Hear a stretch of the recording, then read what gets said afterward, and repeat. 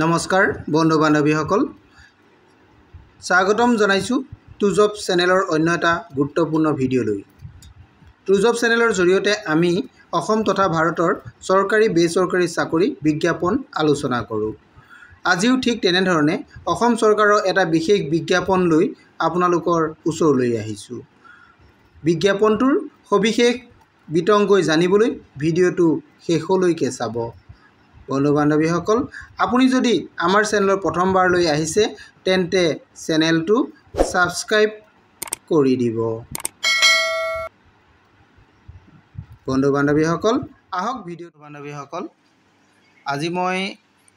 এটা বিশেষ বেংকৰ বিজ্ঞাপন লৈ আপোনালোকৰ ওচৰলৈ আহিছোঁ আপোনালোকে বিজ্ঞাপনটো চাওক মই সবিশেষ ইয়াতে কি আছে কিমানটা পদ আছে এইখিনি কথা আপোনালোকক জনাই দিবলৈ চেষ্টা কৰিম আপোনালোকে নিশ্চয় দেখা পাইছে যে ইউকো বেংকৰ ফালৰ পৰা বিজ্ঞাপন প্ৰকাশ কৰিছে ইয়াৰে যিটা পদ আছে পদকেইটা হৈছে এপ্ৰেন্টিছ পদৰ কাৰণে দিয়া হৈছে এই বিজ্ঞাপনটো আপোনালোকৰ প্ৰকাশ কৰা হৈছে 2 জুলাই তাৰিখে প্ৰকাশ কৰিছে ডেটটো আপোনালোকে নিশ্চয় দেখা পাইছে ইয়াতে আপোনালোকে অনলাইন আবেদন কৰিব লাগিব অনলাইন আবেদন কৰিবৰ কাৰণে আপোনালোকৰ 2 তাৰিখৰ পৰা অলৰেডি আৰম্ভ হৈ গৈছে আৰু 16 তাৰিখলৈকে হ'ব অৰ্থাৎ জুলাই মাহৰ 16 তাৰিখলৈকে অনলাইন আবেদন চলিব ইয়াতে ডেট গিটা আপোনালোকৰ দিয়া আছে এই ডেটটো আপোনালোকে নিশ্চয় দেখা পাইছে এতিয়া আমি অনলাইন আবেদন কৰিবলৈ হলে ইয়াৰ প্ৰথম আমি ইয়াৰ কোৱালিফিকেশন ক্ৰাইটেৰিয়া আমাৰ অসমত পদ কিমানটা আছে এইখিনি বিষয়ে প্ৰথম জানি ল'ব লাগিব গতিকে মই প্ৰথমে আমাৰ অসমত পদ কিমান আছে এইখিনি পদ আমি দেখাব বিচাৰিছো ইয়াতে কোন ষ্টেটত কিমানটা পদ আছে সকলোখিনি দিয়া আছে মই কেৱল অসমৰ কথাই উল্লেখ কৰিছো এটো আপোনালোকে চাওক যেটো আমাৰ দেখুৱা হৈছে আসামৰ কাৰণে টোটাল পদ আছে ইয়াতে 24টা পদ আছে ইয়াতে পদ কেইটা ক্যাটেগৰি ওয়াইজত ভাগ কৰা আছে মই আপোনালোকক দেখাই দিব বিচাৰিছো এসসিৰ কাৰণে দিয়া হৈছে এটা পদ এসটিৰ কাৰণে দিয়া হৈছে দুটা পদ ওবিসিৰ কাৰণে 6টা পদ আৰু ইডব্লিউএছৰ কাৰণে দিয়া হৈছে দুটা পদ আৰু আনৰিজাৰ্ভত দিয়া হৈছে 13টা পদ টোটাল 24টা পদ ইয়াতে দিয়া হৈছে এই 24টা পদৰ কাৰণে বিজ্ঞাপন আমাৰ অসমৰ কাৰণে আৰু বাকি বিলাক ষ্টেটৰ আছে মই অসমৰ কিটা দেখাই দিছো ইয়াতে এটা কথা কিন্তু উল্লেখ আছে যে আপোনালোকে যিকোনো এটা ষ্টেটতহে এপ্লাই কৰিব পাৰিব যদি আপোনালোকে দুটা বা তিনটা ষ্টেটত যদি আপোনালোকে এই পদৰ কাৰণে এপ্লাই কৰে তেনেহলে আপোনালোকৰ ফৰ্মখন ৰিজেক্ট হ'ব বুলি ইয়াতে বিজ্ঞাপনত এই কথাষা উল্লেখ আছে এইটো মই আপোনালোকক দেখাই দিম আপোনালোকে চাই যাওক মই বিজ্ঞাপনটো পিছলৈকে দেখাম আপোনালোকে এটো চাই থাকিব ইয়াতে এই কথাষা উল্লেখ আছে আপোনালোকক মই দেখাই দিছো এটো চাওক ইয়াতে দেখিছে candidate can apply engagement in one state only অকল এটা ষ্টেটতে এপ্লাই কৰিব পাৰিব যদি বেলেগ কৰে 2 or more applicant for same candidate will be rejected যদি এজন ক্যান্ডিডেট দুটা ষ্টেটত যদি এনে ধৰণে এপ্লাই কৰে তেনেহলে ফৰ্মখন ৰিজেক্ট হ'ব বুলি কোৱা হৈছে এইকেইটা আপোনালোকে বুজি পালে এতিয়া আমি আহো এই পদখিনিৰ কাৰণে আমাৰ এডুকেশনাল কোৱালিফিকেশন হওক বয়স হওক কিমান কি লাগিব আমি এইখিনি বিষয়ে জানি লওঁ আহক প্ৰথমতে আমি আহো এলিজিবিলিটি ক্ৰাইটেৰিয়াৰ প্ৰথম আহিলে নেশনালিটি কোন দেশৰ বাসিন্দা হলে আপোনালোকে এই পদৰ কাৰণে এপ্লাই কৰিব পাৰিব যেহেতু আমি অসমৰ কথাই কম গতিকে আমাৰ ইন্ডিয়ান সিটিজেন ইয়াতে আছে নাম্বাৰ 1 তে আছে আমাৰ ইন্ডিয়ান সিটিজেন অৰ্থাৎ সিটিজেন অফ ইন্ডিয়া এটো আছে যদি কোনোবা নেপালৰ ক্যান্ডিডেট আছে তেনেহলেও তেওঁলোকেও কৰিব পাৰিব নেপাল হয় আৰু ইয়াতে ভুটান আছে 3 নম্বৰ ভুটান দিয়া হৈছে 4 নম্বৰ দিয়া হৈছে যদি তেওঁলোকে 1962 ৰ আগতে ইণ্ডিয়াত আহিছে তেনেহলে তেওঁলোকেও কৰিব পাৰিব আৰু 5 নম্বৰটো ঠিক তেনে ধৰণে আছে পাকিস্তান বুৰ্মা শ্ৰীলংকা ইউএছ আফ্ৰিকা পৰা অহা ক্যান্ডিডেট সকলেও ইয়াতে এপ্লাই কৰিব পাৰিব যদি 1962 ৰ ভিতৰত হয় এইকিটা কথা ইয়াতে সিটিজেনৰ ওপৰত আছে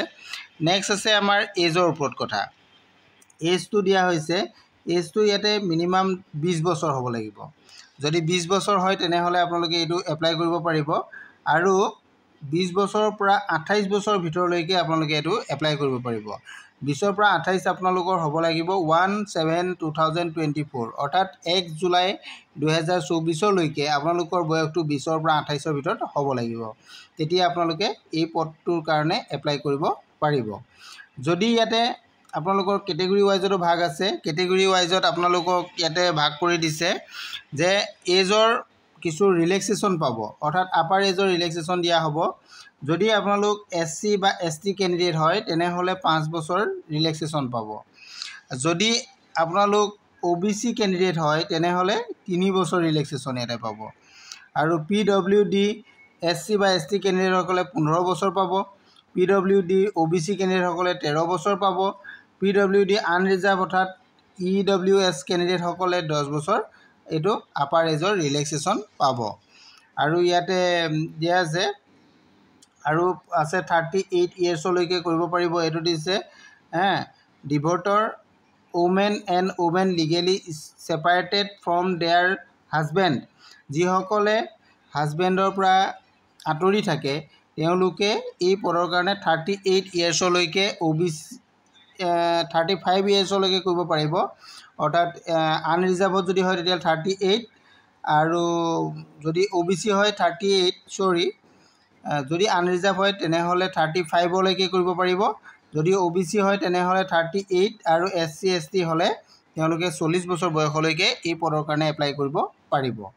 এইখিনি হৈছে বয়সৰ কথাখিনি আপোনালোকে যদি বুজি নাপায় তেনেহলে এই অপচনটো ইয়াতে আছে গুটেখিনি আপোনালোকে ভাল ধৰণে চাই ল'ব পাৰিব বিজ্ঞাপনটো আপোনালোকক মই কোড পাব মই কৈ দিম আপোনালোকে বিজ্ঞাপনটো তাৰ পৰা লৈ ডাউনলোড কৰি এইখিনি গুটেখিনি চাব পাৰিব ভাল ধৰণে মই যিমানটো পাৰো আপোনালোকক বুজাই দিবলৈ চেষ্টা কৰিছো হয়তো মই বুজাই দিয়াত কিছু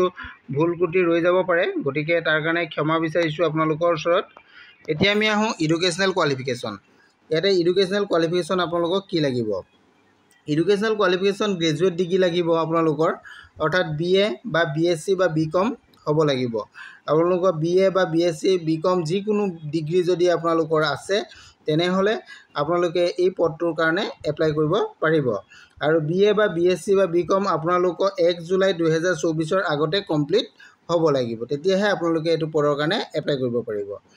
নেক্সট আছে ডিউৰেশ্যন অফ ট্ৰেইনিং আপোনালোকৰ ট্ৰেইনিং কিমান বছৰ হ'ব ইয়াতে 1 ইয়াৰ আপোনালোকৰ ট্ৰেইনিং হ'ব এই এক্সামটো আপোনালোকে যেতিয়া এক্সাম হ'ব এক্সাম পাস কৰাৰ পাছত আপোনালোকৰ 1 ইয়াৰ এতে ট্ৰেইনিং হ'ব নেক্সট আহিলে আপোনালোকৰ দৰমহাটো ইয়াতে 15000 টকা হ'ব এই 15000 টকাটো আপোনালোকক কোনে দিব এইখিনি কথাও দিয়া আছে এটো ইউকো বেংকৰ পৰা ডাইৰেক্ট পেমেন্ট হ'ব 10500 টকা আৰু এপ্ৰেন্টিছ গভৰ্নমেন্ট শ্বেয়াৰৰ পৰা আহিব আপোনালোকৰ 4500 টকা টোটেল আপোনালোকৰ দৰমহাটো হ'ব 15000 টকা এটো গভৰ্নমেন্ট অফ ইণ্ডিয়াৰ ফালৰ পৰা দিয়া হ'ব এইখিনি হৈ গল ইয়াৰ পাছতে আমি চাওঁ এই পদ কেইটাৰ কাৰণে আপোনালোকৰ ল্যাঙ্গুৱেজ কি জানিব লাগিব মেইন কথাটো হৈছে ইয়াত আপোনালোকে লোকেল ল্যাঙ্গুৱেজ জানিব লাগিব আৰু লোকেল ল্যাঙ্গুৱেজৰ লগতে আপোনালোকৰ ইয়াতে তাৰ কাৰণে আপোনালোকে ক্লাছ 9 to 10 ৰ যিখিনি ল্যাঙ্গুৱেজৰ আপোনালোকৰ ডকুমেন্টছ আছে এইখিনি বস্তু আপোনালোকে ইয়াতে সাবমিট কৰিব লাগিব এইখিনি কথা ইয়াতে উল্লেখ আছে আপোনালোকে চাই ল'ব পাৰিব এইখিনি আহিলে ইয়াৰ পিছত আহিলে সিলেকশন মেথড কেনে ধৰণে ইয়াতে সিলেকশন হ'ব ইয়াতে আপোনালোকৰ ৰিটেন এক্সাম হ'ব ৰিটেন এক্সামটো অনলাইন হ'ব আৰু এটো অনলাইন ইন্টাৰভিউ সহায়তে আপোনালোকৰ এক্সামটো হ'ব এক্সামটো হোৱাৰ পিছতে আপোনালোকৰ সিলেকশন হ'ব এই সিলেকশনৰ কাৰণে আপোনালোকে অনলাইন আবেদন কৰোতে আপোনালোকৰ এটা যেটো শুদ্ধ ইমেইল আইডি আৰু মোবাইল নাম্বাৰ আপোনালোকে সাবমিট কৰিব লাগিব সেই মোবাইল নাম্বাৰ আৰু বা আপোনালোকৰ ইমেইল আইডিৰ সহায়ত আপোনালোকৰ লগত পিছত বেংকৰ ফালৰ পৰা আপোনালোকক যোগাযোগ কৰিব এইখিনি কথা ইয়াতে বিজ্ঞাপনত উল্লেখ আছে আৰু আপোনালোকে এপ্লাই কৰিবলৈ হলে কি কৰিব লাগিব কোড যাব লাগিব মই এটো দেখাই দিছো আপোনালোকে ইয়াতে এটো দেখিছে ইমেইল আইডি আৰু কন্টাক্ট নাম্বাৰ অৰ্থাৎ মোবাইল নাম্বাৰ আপোনালোকৰ এটো প্ৰয়োজনীয় হয় ইয়াৰ সহায়ত আপোনালোকৰ লগত যোগাযোগ কৰিব এতিয়া আপোনালোকে এপ্লাই কৰিবলৈ হলে আপোনালোকে এইটো যেটো ইয়াৰ অফিচিয়েল ওয়েবসাইট এই ওয়েবসাইটত আপোনালোকে যাব লাগিব nats.education.gov.in এই ওয়েবসাইটত যাব লাগিব যোৱাৰ পাছত আপোনালোকে student registration and student login এই অপচনত আপোনালোকে যাব লাগিব যদি নতুন হয় আপোনালোক প্ৰথমবাৰলৈ এই ৱেবছাইটত আহিছে তেনেহ'লে আপোনালোকে ৰেজিষ্ট্ৰেশ্যন কৰিব লাগিব। ৰেজিষ্ট্ৰেশ্যন কৰাৰ পিছত লগইন কৰিব। যদি আপোনালোকে আগত ৰেজিষ্ট্ৰেশ্যন কৰা আছে তেনেহ'লে আপোনালোকে ডাইৰেক্ট ষ্টুডেণ্ট লগইন কৰি আপোনালোকে এপ্লাই কৰিব পাৰিব। এইখিনি কথা ইয়াতে হ'ল। আৰু ইয়াতে ইম্পৰ্টেণ্ট বিশেষ জানিবলগীয়া আছে। আপোনালোকে এইখিনি কথা বিজ্ঞাপনটো ডাউনলোড কৰি লৈ সবিশেষ চাই ল'ব পাৰিব। মই গোটেইখিনি কৈ দিয়াটো সম্ভৱ নহয়। মই যিমানটো পাৰোঁ আপোনালোকক জনাই দিবলৈ চেষ্টা কৰিলোঁ। আৰু ইয়াতে আপোনালোকৰ অফিচিয়েল যিখিনি ৱেবছাইটৰ জৰিয়তে ফৰ্ম ফিল আপ কৰাৰ পাছত যদি আপোনালোকৰ কিবা জানিবলগীয়া থাকে তেনেহ'লে এই ৱেবছাইটটো দেখিছে আপোনালোকে ucobank.com, এই ৱেবছাইটত গ'লে আপোনালোকে সকলোখিনি জানিব পাৰিব। আৰু এই বিজ্ঞাপনটো যদি আপোনালোকক লাগে তেনেহ'লে আপোনালোকে এই যে মই দেখাই দিছোঁ www.ucobank.com, এই ৱেবছাইটত গ'লে আপোনালোকে বিজ্ঞাপনটো ডাউনলোড কৰি ল'ব পাৰিব। যদি আপোনালোকে বিচাৰে যে বিজ্ঞাপনটো ইয়াৰ পৰা ডাউনলোড কৰি নলওঁ তেনেহ'লে আপোনালোকে মোৰ ভিডিঅ' শেষত কমেণ্ট কৰিব। মই আপোনালোকৰ বিজ্ঞাপনটো দিবলৈ চেষ্টা কৰিম। Thank U.